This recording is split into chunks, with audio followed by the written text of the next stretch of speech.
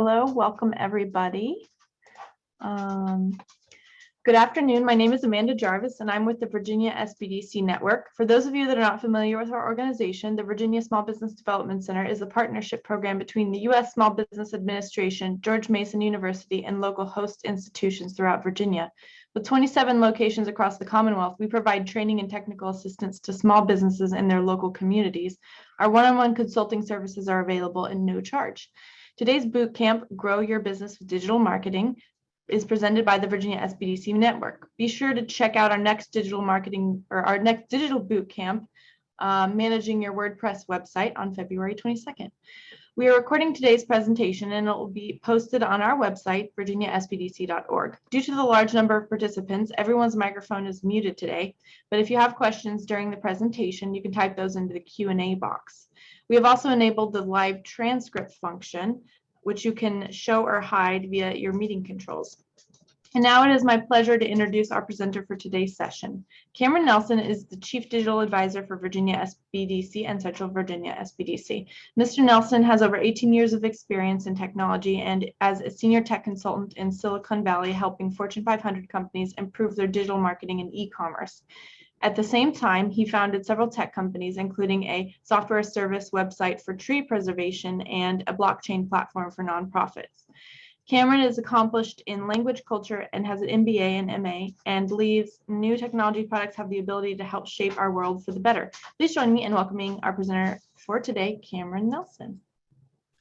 Thanks for the introduction, and hello everybody. Welcome to How to Grow Your Business with Digital Marketing.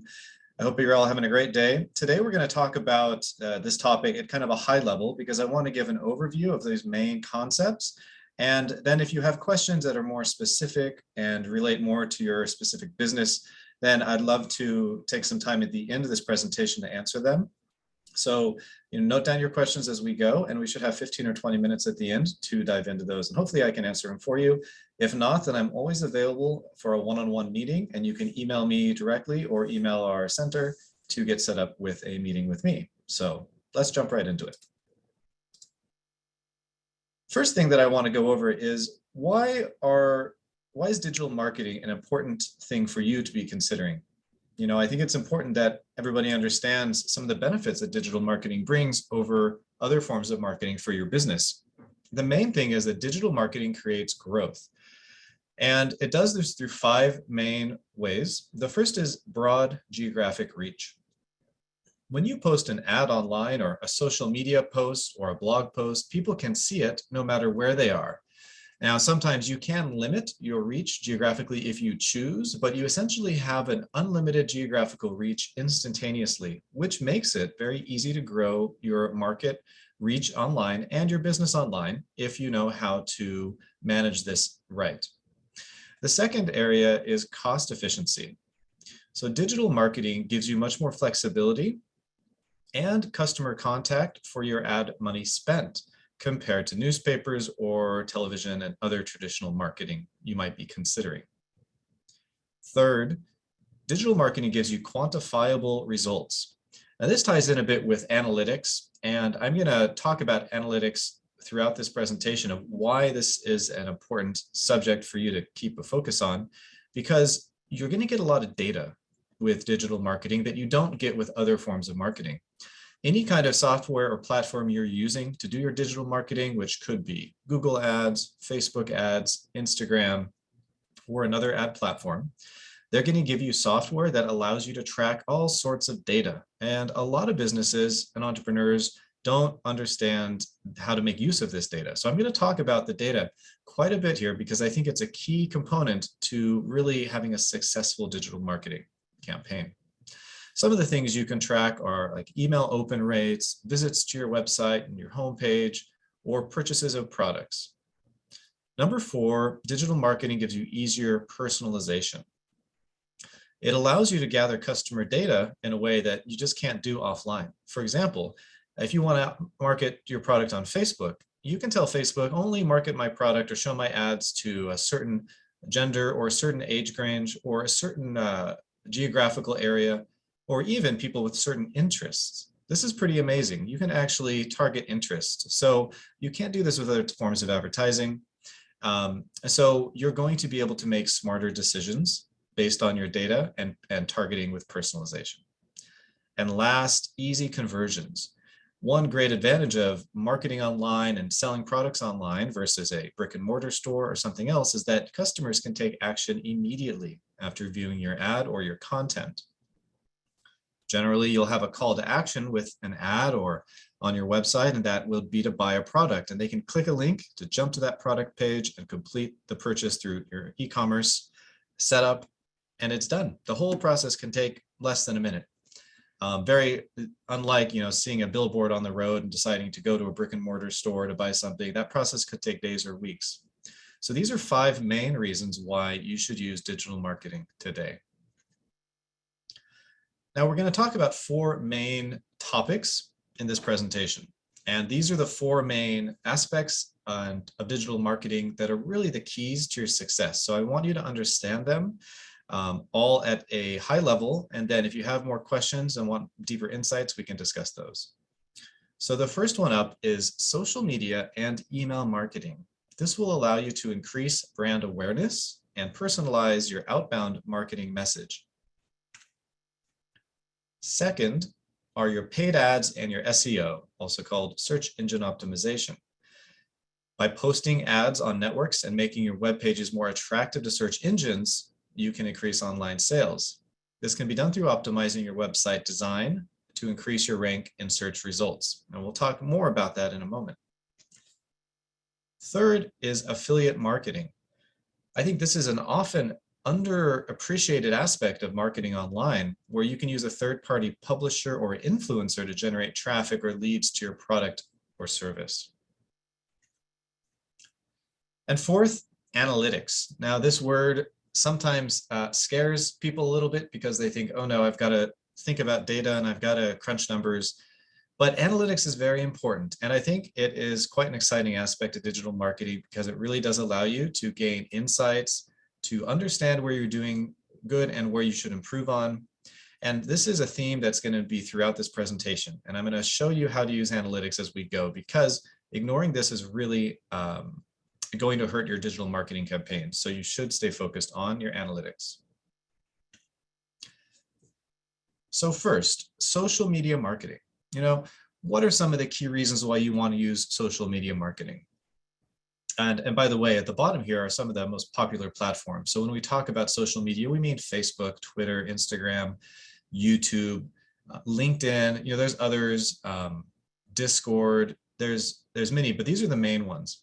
And they all perform a similar functions. The first of which is to increase your brand awareness online. Because social media marketing allows you to increase your website traffic and your brand awareness. It engages people in discussions. You can have a post on Facebook that gets comments, and you're able to then see what customers are saying about your service or product. This is a great way to use your online presence here and to build up your online marketing efforts. And because it involves this audience participation, it's become a very popular way to get attention online for small to large businesses. It offers a lot of useful metrics. So here comes the data and the analysis again.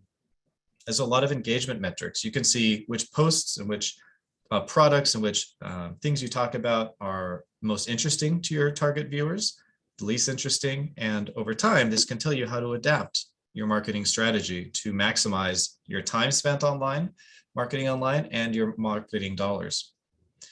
And third, it allows you to build trust and dialogue. So as I mentioned before, this is a great way to start dialogue with your audience. Rather than just encourage them to spend money right away in your posts, it's really about, are you providing useful or helpful content that they're interested in, that they keep coming back to want to read? If you can do that, the sales will generally follow. So let's just say, out of a month's worth of social media posts, a good ballpark would be about 80% should just be about topics and information of interest to your target demographic. They shouldn't be all sales posts. You can sprinkle those in. Maybe you have a new product you want to talk about. That's great. You might have a sale. That's another useful thing to talk about. Maybe you made a partnership, but about 80% of your posts should be on topics that are just informational, that provide that useful and helpful content. And especially when you think about what content is useful, think about content that helps your target market solve their problems, right? Because that kind of post is going to be the most interesting if they feel like it's information solving problems that they have. And the same thing applies to your email marketing. So some small businesses out there might already be doing this. Some might be thinking about it or not quite sure what it is. Email marketing is a very common way. When you have a subscribe button on your website, you can start building an email marketing list. So here's some things you should do and some things you should definitely not do when you start email marketing. You should individualize the content in the body and in the subject. So instead of just saying hi, comma, and then you jump into the email, you should say hi, comma, Susan or Mark. You should put somebody's first name there. This can be automated when they fill out a subscribe form on your website. You will capture usually their first name, last name, and email address. So you should always make use to personalize that body and the subject of the email as much as possible with the information you have. Now, also, when you offer a subscribe option on a website, state what kind of emails you're going to send out. And if you have an introduction email that goes out to people like on the first day when they sign up, you could say, thank you for signing up. These are the types of emails you'll be getting, because you want them to make sure that they're going to be comfortable. If they unsubscribe from emails, that's one thing. But if they start reporting them as spam because they don't like what they're getting, that really does harm your efforts online. So you just want to make sure they're clear. Following right along with that, you always need to offer a clear unsubscribe option to any emails. This is actually a federal regulation now. So if you use any main email platforms like Constant Contact, that's going to be built right in, but just make sure that you are having an unsubscribe option. Just like with your social media posting, you want to integrate a mix of both transactional and promotional emails. So you can think of transactional as in you're providing useful information, and promotional emails as in you are now promoting a product that you are selling directly. And you also want your prospects on your email list to see your marketing campaign as a valued service, not just the promotional tool.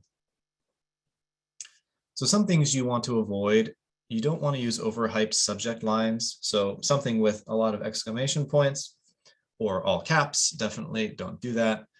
Nowadays, Gmail and other email platforms will just block that right away, so you won't even get those delivered.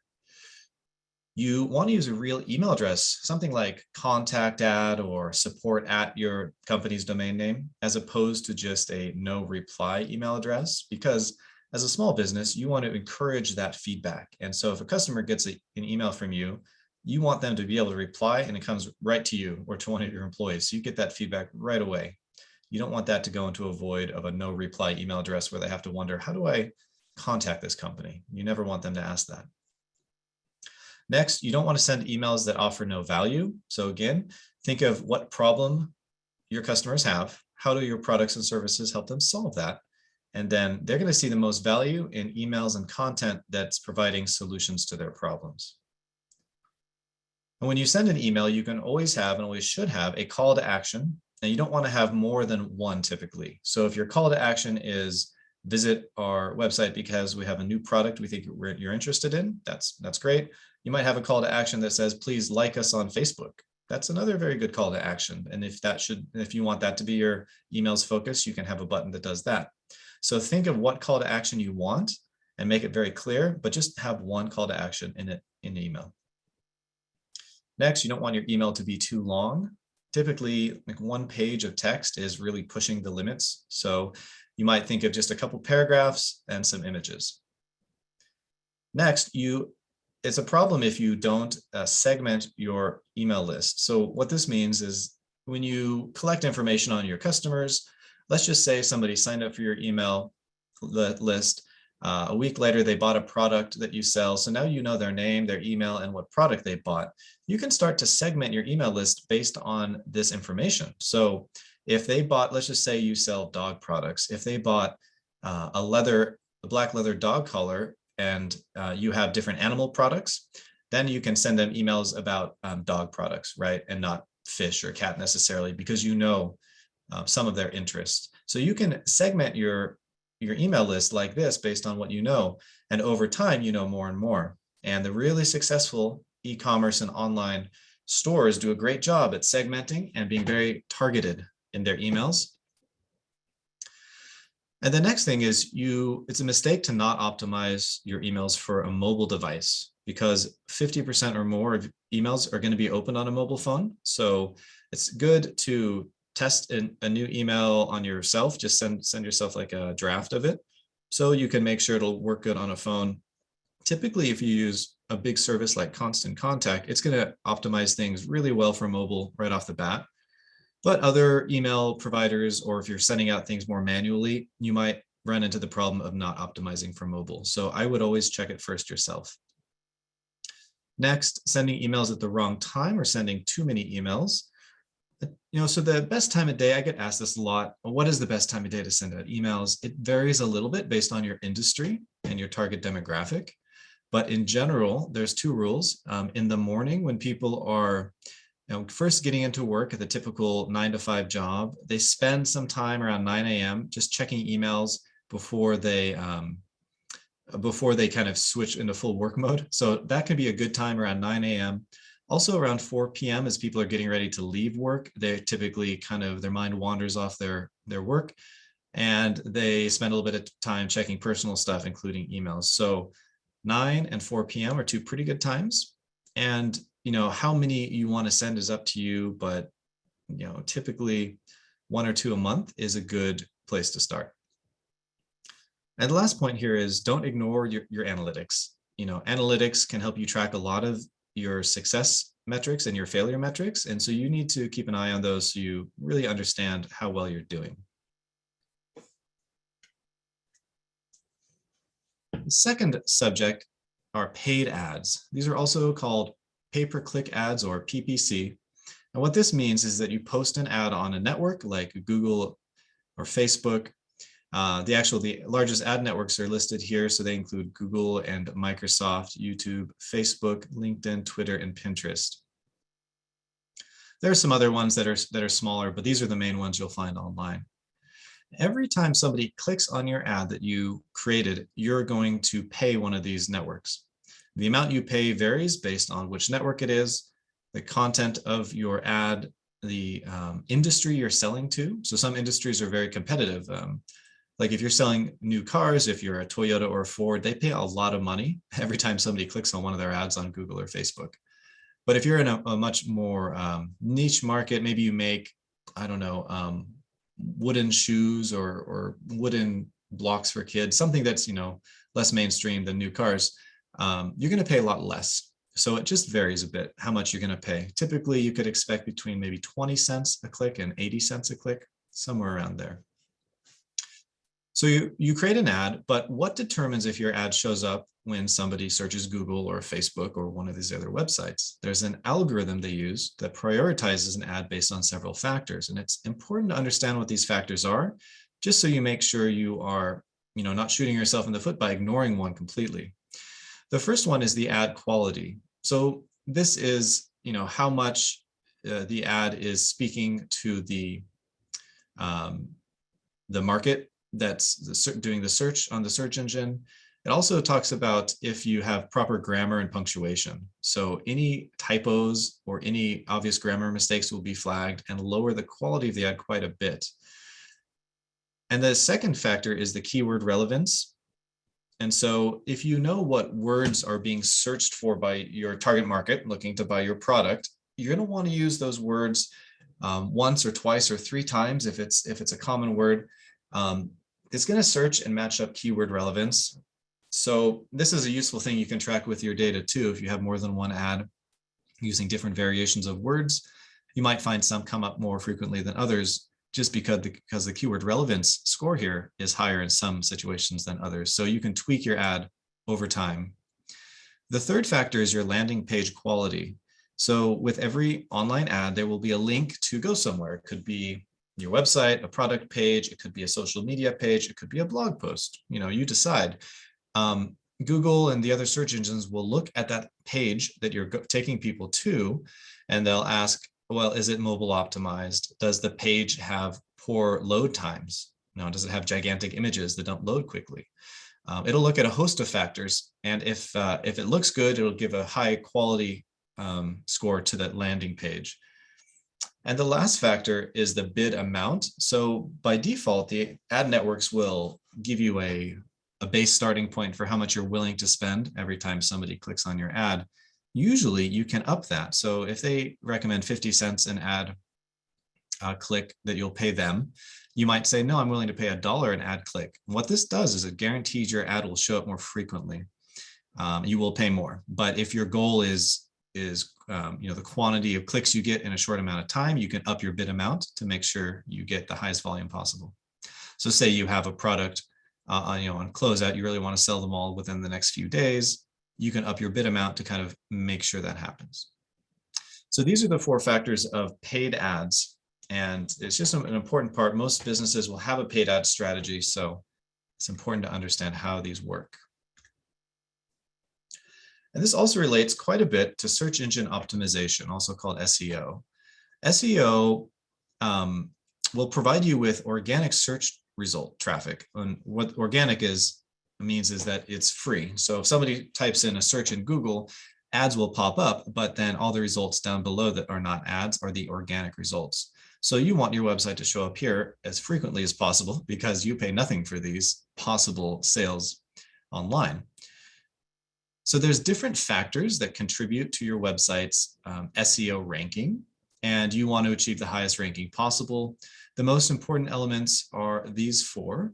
The first one is the quality of the content. Again, they're gonna understand if you have typos, grammar mistakes, things like that. So you need to make sure grammatically it's very, very buttoned down, your entire website. It's also going to look at the level of user engagement. So Google knows how long people spend on every website in the world. They know when people go to a page, what they do on the page, when they leave the page. If people are leaving your homepage in droves after spending only a few seconds on it, that's going to give a very low quality to the level of user engagement, because Google's going to say this website is not offering something relevant to these people. That's why they're leaving. So to increase your user engagement, oh, and by the way, this is a metric you can easily track yourself, and you should be aware, because if you have a high bounce rate, or the rate of those people who leave within a few seconds, if Google knows that, so you should know that too, because Google will be penalizing you. So you can improve things like that by putting a video on the homepage, a video that has relevant content, because people are much more likely to watch a video than to scroll through pages and pages of text, for example. So there's a lot of strategies you can use to up your level of user engagement. The third factor is mobile friendliness. So nowadays, over 50% of websites, just like emails, are being checked and visited on a mobile device. So if you have an older website, you might have issues on mobile devices. I've seen a surprising number of websites built in the last 4 or 5 years that don't display properly on a modern Android or iPhone. So if you have an older website, you should obviously look at every page yourself, have a variety of your friends and coworkers and colleagues do the same on different devices. If you have a newer website, you will probably not have this issue. Most websites in the last 2 or 3 years should be just fine now. But mobile friendliness, if your website is not mobile friendly, the search engines will know and they will penalize you for it. And the last thing is the number and the quality of your inbound links. So if you have a partner or an affiliate, or let's just say another company that you do business with, and they tweet about your company, or they make a Facebook post and they link to your website, these are really good metrics that Google will track. They like to see this. They like to see you're getting a lot of inbound links from other websites to yours, because they think that means your website is more relevant to the general market. So you can increase these by encouraging any partners, or even staff or customers to link to your website on social media, or if they're writing a blog, link to your website on their blog. There's a lot of tactics you can use to increase the number and quality of your inbound links. The next thing I'd like to talk about is affiliate marketing, which is a very powerful tool.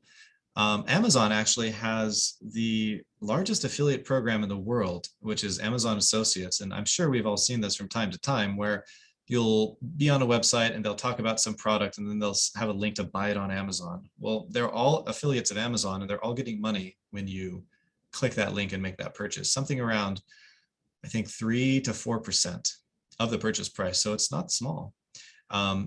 So, creators, publishers, and bloggers can sell Amazon products on their websites and they get the commission. So you're wondering, well, if Amazon does it, should I do it? Yeah, I think Amazon does it really well. They're really big. They have a good system. Any business can do this on a smaller scale. And here's a few things to consider. Using this strategy, your company will compensate an affiliate or a partner for any sales of business generated from their marketing activity, right? So if they put a YouTube video review of your product on LinkedIn, that's their marketing activity. They might write a blog post or tweet. And your company can access motivated and creative people who are experts in your field, perhaps, or influencers to help you sell your product. So you can find celebrities, influencers, or some other trusted voice in your industry. It varies so much industry to industry who these people are, but typically a business owner will understand who are some of the influencers in their industry. So some of the pros of affiliate marketing, it can give you very quick access to a broad market.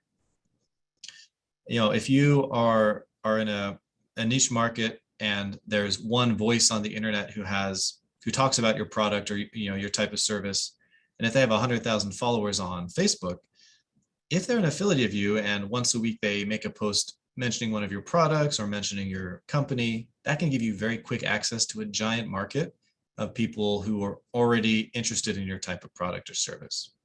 It can give you more qualified leads to your website. They're qualified because, again, if they're following an influencer who's a leader in your field, in your product field, then their followers are kind of by default already interested in your product, right? So they're qualified as opposed to maybe 99% of people in the world who just wouldn't be a buyer of your product. And finally, it can be a very low cost way of advertising. Some of the cons are that it's going to be subject to fraud. You're not in complete control over what happens to your products if you give out samples. And you also have less creative control over what that affiliate says and ultimately how they promote your product. You might be fine with that. You might have a loose kind of marketing strategy and you're fine with them saying good things about it in any form they see fit. But other companies have a stricter policy about marketing. So you give up creative control in this way. And like I said, you can be vulnerable to theft if you send samples. There's really no guarantee that you would get what was promised, either it's a review or if you ask for the sample back, if you get the sample back. So there are some cons with this. There's 3 main types of affiliate marketing, and I think it's good to quickly understand the differences. The first at the top is the unattached affiliate. In this model, the affiliate has no connection with the product or service. They don't have any skills or expertise that really relate to the product, so they're not going to serve as any kind of an authority on this product. But still, in some situations, they can talk about it to their followers on social media, and it can provide a boost to your sales. The next is the related affiliate, and this has some sort of relationship to the offering. So, this affiliate is in a niche and it's the same niche as you, right? So that's kind of as far as it goes. They have some influence and expertise with the buyers with your type of product and will generate traffic. And they're going to be a trusted source of information to their followers. But typically they're not going to make a claim about the use of your product. So they're not going to do a full review and actually recommend it and claim that it works really well. For that, it's the last type of affiliate, which is called the involved affiliate. This is a very common type of affiliate where they will use your product. They're confident about it. They'll talk about their positive experience online. They'll share their experience, and by doing so, link to your page and tell people where to find more information about this product. So some good things and some bad things with an involved affiliate, because they're providing a real recommendation. Their reputation can be compromised if there are problems. So say you send out products that aren't of the same quality you submitted to them. You understand how that would affect their online reputation. So it's usually best to kind of build up to this level. You might start with a related affiliate or unattached affiliate, see how it goes, build that trust, and work your way up. But affiliate marketing can be a very cost-effective way to get your product marketed online. So we've talked about data and analytics throughout several of these sections. I want to sum it all up here and talk about 6 digital marketing analytic metrics that you should pay attention to. These are really the most important ones, I think, and depending on your industry, there might be some others that are also important, but these are pretty common. The first one is your traffic sources. Are you getting your website traffic through direct visitors?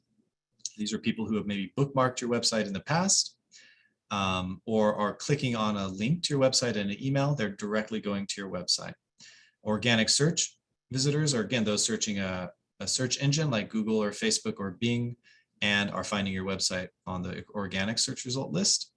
And referrals would be like referrals from an affiliate's post. It's good to understand where your traffic is coming from, because if you're getting all of your traffic from, say, direct visitors, but nothing from organic, you know right away that there's something wrong with your website SEO. Right? There's something there not clicking, you're not showing up in these search results. So it's time to revisit that question and see if you can improve it.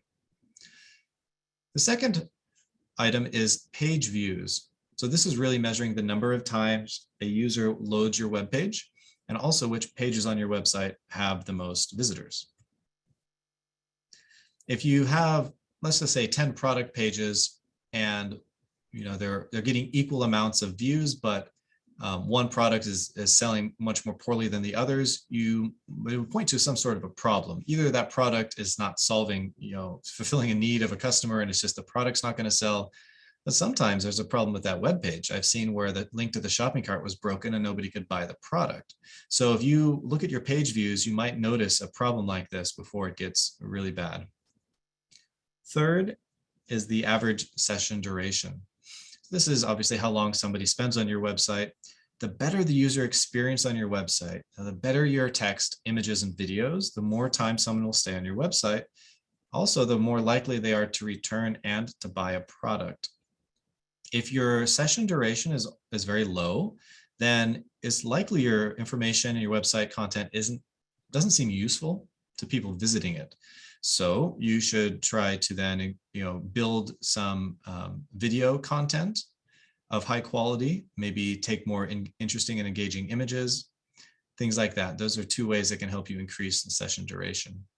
The fourth item is the bounce rate, which is the number of people who leave your site after viewing only one page for a couple of seconds. Websites with a high bounce rate typically have a very low conversion rate, which we'll talk about soon, but a conversion rate is the good number where it shows a person who converted to a customer. Bounce rate is the opposite. It's people who leave without even considering buying your product. So if your bounce rate is high, it could be an indicator of the effectiveness of your content. I mean, your content just is not ringing a bell, perhaps. Your marketing strategy and campaigns, it might be that you're marketing to a group of people who are not the target buyers of your product. You could be attracting a person who came to look but not to buy, and there can be a lot of reasons for that. But looking at your bounce rate can tell you if that's a problem on your website. The next item is the exit rate, which shows the percentage of exits from your different pages of the website. The best scenario is when the high exit rate comes from your checkout confirmation page with your shopping cart, because this indicates that the purchase was successfully made. But I've seen websites that had a high bounce rate from an about page or a contact us page, and this can point to different issues with your website. Maybe people are getting confused about where to go for certain information or different items. So it's a good way to identify problems. And the last metric is the conversion rate. So this shows you how many people have acted on your conversion goal, which typically for most businesses is the sale of the product, or it could be something like even subscribing to a newsletter.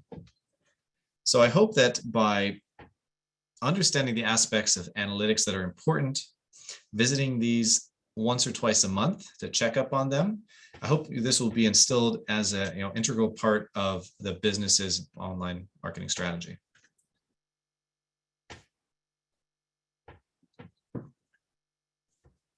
So, wrapping this whole conversation up, it's clear that digital marketing is an effective way to increase your business and your sales online for some primary reasons. Your customers, you understand your customers' likes and preferences much better than any other type of marketing.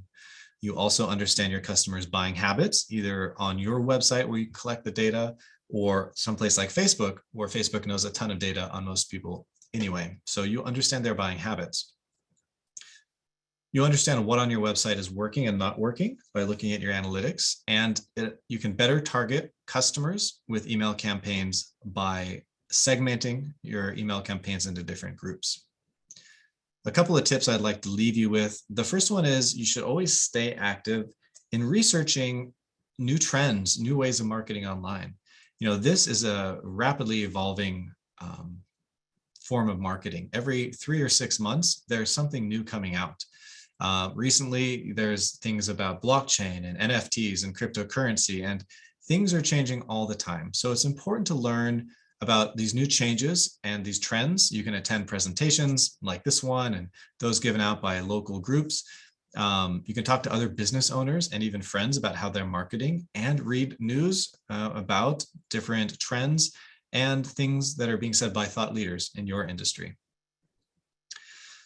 Some businesses, if they're not marketing online right now, they kind of are stuck at this point. They're like, well, where do I start? There's so many different things. Do I want to do affiliate? Do I want to do paid ads? Is SEO my problem?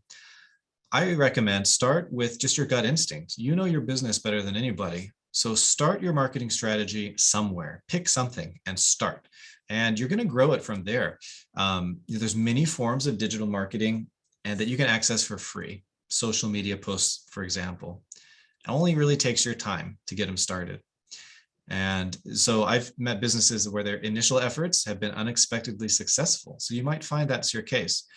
You should always be looking at your data as you go, learn from your data and watch out for those common areas in your analytics so you can see any problems or opportunities early. And always remember, you should adapt your strategy over time. Your competitors are certainly not going to be static. They're going to be always adapting as well and being innovative. So you need to try to be creative and innovative as well in how you market to your customers online. With that, I thank you all for attending. I hope that this was useful information. I'd be happy to take your questions now. I think we're going to have about 15 or 20 minutes. So hopefully you have some questions. If you've got to go, appreciate you for coming, and you can tune into other workshops that the SBDC is putting on by looking at our events calendar on our website. So thank you very much. Great. We already have a few questions coming in the Q&A box here. So the first one is, what is currently considered permissible in terms of adding contacts to your email list? Is it okay to add people you've been in touch with or have purchased from you without getting their express permission, as long as there's an obvious unsubscribe option? It's been a hot topic for me with a client. Most e-news platforms actually ask if you have permission. That's a great question. There is no, I would say, law or anything against adding a customer to a mailing list. In fact, I think it happens a lot. They might buy something from you. It's part of that process. You get their email address. You are allowed to follow up and email them a newsletter. However, to what you're selling to your target market, some people might take that as be offended by that, and unsubscribe or even report it as spam. So you do need to be a little bit cautious. Try to gauge the reaction, what you think your customers will feel like if they have received emails that they haven't explicitly subscribed to. But in general, I think it's a fine practice to at least attempt. But again, make sure you monitor the results. If a lot of people unsubscribe rapidly, then you might say that wasn't a good idea, and you kind of backpedal from that strategy. Great, thanks. I also, before I get to the next question, I launched an evaluation for this webinar. If you have a few minutes while we're answering questions, if you wouldn't mind filling that out, we would appreciate your feedback. The next question is, speaking of this, how do you feel about Google's recent announcement of the new Google Workspace search history control for users, making it default to having search history enabled? My client for whom I'm doing digital marketing was asking about that, and I'm trying to understand how important it may be to disable and how that might affect things. That's a great question. I can only say I read the news announcement. I haven't dived into the details, so I don't actually know much about that. I know Google is always, like I said, digital marketing is always evolving. So Google is just, what they're doing is they're trying to make more use of the data that they have, ultimately to make more money for their company. Is this a good thing for your client or for your business? I don't know yet, but that's an interesting thing. And if you wanted to reach out to me, we could have a more detailed talk about that one-on-one, I think, especially after I've had a few days to kind of analyze that news and see how it affects people. Great. Any thoughts on budgeting spends for Facebook ads? Great question. Yeah, this comes up quite often, like what should the budget be like? Facebook and Google will provide what they think is your minimum daily budget. Right now, Google says about $10 a day. Facebook usually comes in at $5 a day. They say, this is your minimum. You actually can't go lower. You can, of course, increase it. So if you do, $10 a day with Google, that's going to be $300 a month. Facebook recommends about $150 a month. From my experience, that's setting the bar pretty low. I recommend clients go in with about $500 to $600 a month in total. So if you put all of that into Facebook, you'd get, you'd be getting a lot more than your $5 a month. But I think it's a good idea to divide, or sorry, $5 a day. You'd be spending more than $5 a day. I think it's a good idea to divide your marketing budget between about two different platforms. You could do Google and Facebook and Instagram are the same now. So your ads will go on Instagram. If you do Facebook ads, you could do YouTube ads. You could do Twitter ads, you could do LinkedIn ads. So it's usually best to take a budget of $500 or $600 if that's within your reach. Start there and then divide that amongst two different platforms. Great. How do I go about finding someone to help me with my SEO? So, I'm a resource and I can do some initial investigation for sure. There are professional firms out there who do nothing but website SEO. The best thing to do would probably be to reach out to me and I can learn a bit more about your business and your needs. And then I'd be able to make a recommendation or several recommendations of firms that could provide that professional help for a fee. But I can also do a little bit of investigation on my own, which is going to be free to you. So feel free to reach out to me about that. Great. How is TikTok's reach in the US? Is it worth investing in advertising in it? TikTok is, some people might not be aware, it's kind of like a video sharing platform. It has become very popular in the US and outside of the US. I've heard of some businesses doing well. You're going to do well if you have clever videos. You need interesting videos or TikTok's not going to be a good idea to market on. So let's just say your business has a lot of great videos. They're going to need to be short little snippets, which work the best on TikTok. Let's just say you have a clever dancer dancing with your belt on, like you're a belt maker. Like that kind of a video, it could be a good sales tactic, but you need your product to be kind of a visual product that could be shown in a hip and clever way, I would say. So if you fit into that category, I think creating a video ad on TikTok could be really smart. The same ad could also be run on YouTube and Facebook, which both support the video ad format. So I would consider those as well. Great. I have two that are kind of similar, so I'm going to kind of ask you these together. What is a fair price to pay to have professional digital marketing person, and what's the general monthly budget that's proven to be productive for a new business? I don't know if those are close enough, but you might be able to address those. Well, yeah, so they're both about, trying to budget for these things. When you say having a digital marketing person, there's a lot of gradients in there. You might need a digital marketing person to do one post a day on social media, in which case that would be fairly inexpensive. There are social media, I would say professionals out there who I've worked with that charge like $30 or $40 per post. So you can think if you need 5 posts a week times $40, you can kind of get an idea of a budget. For that fee, they will research, decide what text to put, identify an image and place the image in the ad. They won't create a video though. So that's a basic ballpark budget for help with posting. But if you need more strategy work or something, they're not going to do that, right? They're just going to run with the strategy you've created. So if you need help building a marketing strategy, that's definitely going to be more expensive. But again, it depends so much on what you're looking for. So you could let me know here or follow up with me in an email and we could talk more about that, I think. And the other part of the question was about, can you remind me, Amanda, what the second part was? Yeah, sure. What's the general monthly budget that's proven to be productive for a new business? I assume you mean the monthly ad budget.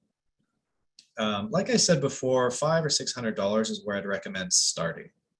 Anything under that, you're not going to get a lot of website visitors or a lot of clicks on the ad. So it's a good place to start. There's really no, when you say be effective for the business, again, that could mean a lot of different things. Do you want to sell $100,000 worth of product in a month? You would need a higher marketing budget.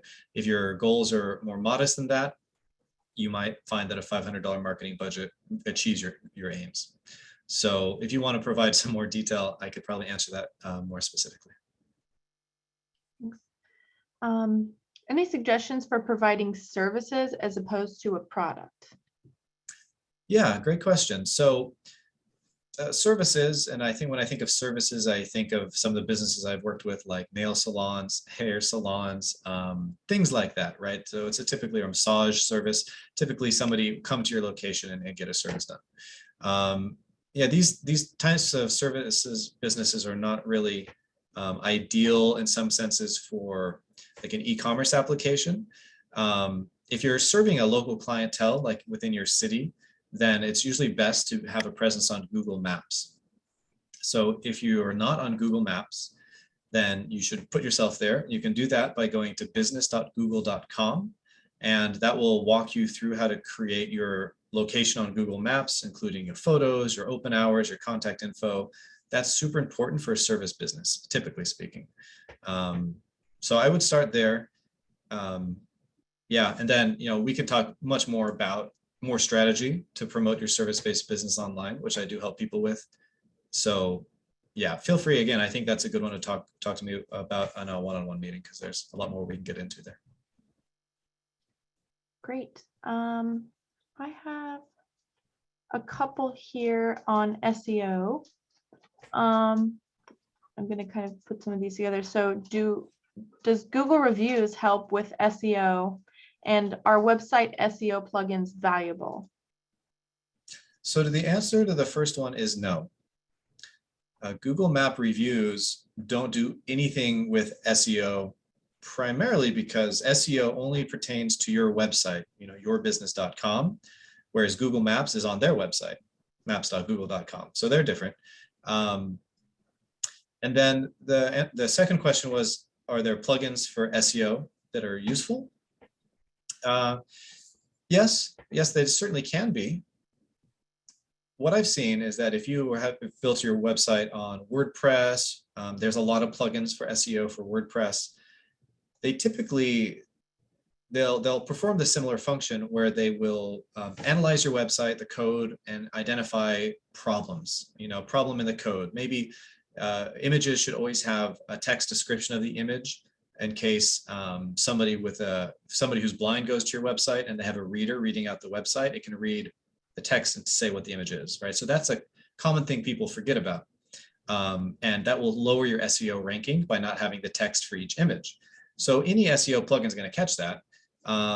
It's just a common thing. So yeah, I would say if you're interested in trying to get more in depth through your website SEO and you're not sure which plugin to use, if you have multiple options, look for the one that has the highest ratings and the most reviews and the highest ratings, and start there, because it's probably going to serve your needs very well.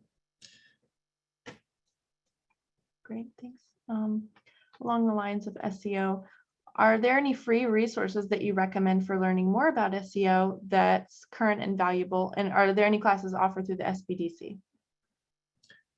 So I do not offer an SEO class per se. I touch on it briefly in a couple of my different boot camps, but it's something I can go into more detail with you one-on-one.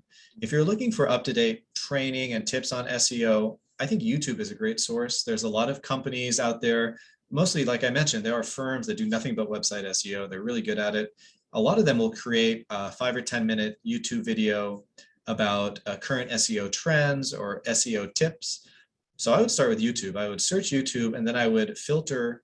I'd say only show me results within the last month or maybe a year. All right, somewhere in there. That'll guarantee you're getting videos that are current. And if you watch a couple short videos from different different companies talking about SEO trends, you're going to get a pretty good idea of the current landscape of SEO just by doing that. This person is selling an ebook. How do the social media ad rates get set for any product? Is it according to the cost of the item being sold, or the kind of product category it's in, or other criteria? That's a great question. So, well, it's not about the product being sold, to be honest, because Facebook and Google, they don't necessarily know what the product is. I mean, if you're selling a book, they're not going to know what's inside the book, But what they do set the price on is the words in your ad. So if the words in your ad are talking, let's just say your book is about going back to something that's kind of an expensive marketing area, but like cars. So maybe your book is about how to build sports cars. As cars and sports cars and stuff, that's an industry that is a high cost of running ads. So they'll see those words in your ad, not in your book, but in your ad, and then they will probably charge you more for that because they're going to match up those words, and they're going to say this industry is an expensive industry to put ads in. So hopefully that answered your question. If not, please let me know what else I could tell you about that. Great, thanks. Is there a spend number for Facebook that will return buying customers? I guess I'm not quite sure I understand the question. Is there a spend number? Yeah, I guess, is there a certain number that you can spend for, I think, Facebook ads that will return buying customers? Or is there any relationship to that, maybe? Yeah, I guess I'm not sure. When you say a return customer, do you mean a customer who's bought from you before and is a returning customer to you? Yeah, I think that's what maybe this means, but we can get some clarification. So, I mean, okay, so it's a good question. What you're talking about is what's called ad retargeting. And in ad retargeting, a search engine, it can be Google or Facebook, they will say, this person clicked on your ad yesterday, so we're going to show them your ad again. Or if you have a new ad, they're going to say, this person expressed interest in the company yesterday, we're going to show them the new ad the company just put out today. So in that case, you're retargeting somebody who's expressed interest. Now, typically Facebook or Google, they don't know if somebody bought your product. They don't know that. Unless you're selling your product on Facebook Marketplace, which is like their e-commerce store, Facebook doesn't know who bought what from you. So all they can do is retarget your ad based on if anybody clicked on your ad previously, right? So you don't have to pay more for that.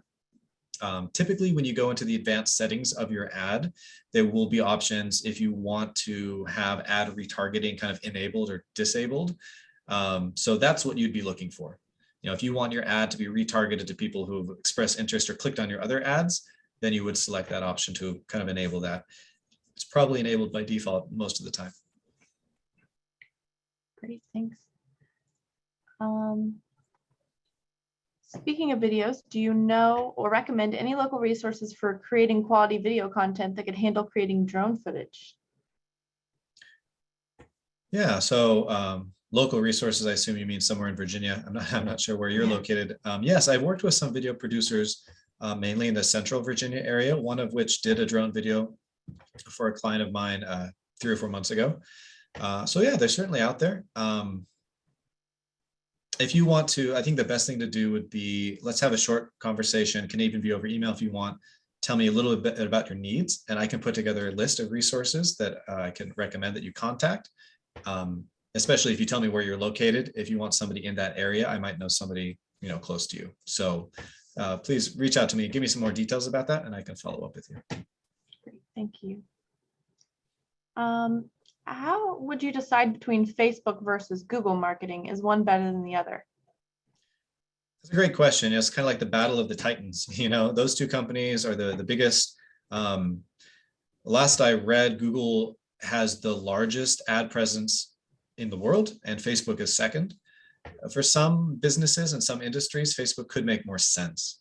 I would say if your business has a Facebook presence and you have some Facebook followers already, maybe you have 1,000 or maybe you have 10,000 Facebook followers already, then running ads on Facebook makes sense because they're more likely to look at your Facebook page, see you have followers, look at your Facebook posts. You know, they can interact with your company and engage with your company before they are kind of presented with that buying decision. So they're more likely to buy if they see good stuff about your company. Google doesn't really do that because Google is not a social media platform. So Google ads are, they're another great way to reach people because Google is the world's #1 search engine. So like I said, it's bigger than Facebook, but not by much. So it's kind of a toss up depending on your industry. One or the other could be better. But I really recommend, like, you don't really know that for a few months until you start running online ads. So it's really important that you would diversify and do an ad on both, because you need to learn for yourself, which is better because there's no one answer fits all solution. But if you look at your data for a couple of months of ads, you might find Google is outperforming Facebook or vice versa. Great, thanks. And just so for those of you that are still here, I put Cameron's email address in the chat as well. You can email us at help@virginiasbdc.org, or here's also Cameron's email if we didn't get to your question today. Let's see here. I have another one. For the Google business profile, other than setting our service area as USA, is there a way to show up on maps if we don't have a public facing address? Okay, so that's a good question. Maps obviously is a map, and so they want to pinpoint every business with a physical location. If you don't have a physical location, Maps isn't going to work for you, unfortunately. You know, if you have a small business that's run out of your house, for example, you're allowed to post the address of your house and say, this is my business location on Google Maps. You can set your open hours, and you could say you don't have open hours if you wanted to, which would kind of indicate to people that they can't just come to your house or whatever. But that's about all you can do. You know, Google Maps really does want an address with each business. If you don't provide an address, it won't work, and they don't accept PO boxes. It has to be a physical address. Great, thank you. Well, we are coming to the end of our time here. And like I said, for those of you who we weren't able to get your questions today, please feel free to reach out and contact us via email. So speaking of that, you will all receive an email with a link to the recording and evaluation and to the slides. If you would like to sign up for upcoming webinars or access recorded webinars, please visit virginiasbdc.org/training. Be sure to check out our next digital bootcamp, Managing Your WordPress website, on February 22nd. You can also access on our website the COVID Business Recovery Center, which we developed to help owners not only continue business operations, but thrive and recover. These resources are designed to be used in collaboration with your local SBDC advisors. You can sign up for a free and confidential session by emailing help@virginiasbdc.org or via our website. Thank you all so much for your questions today. Thank you for attending, and we hope to see you in our next session. Thank you all. Thanks, everybody. Have a great day. Bye-bye. Bye.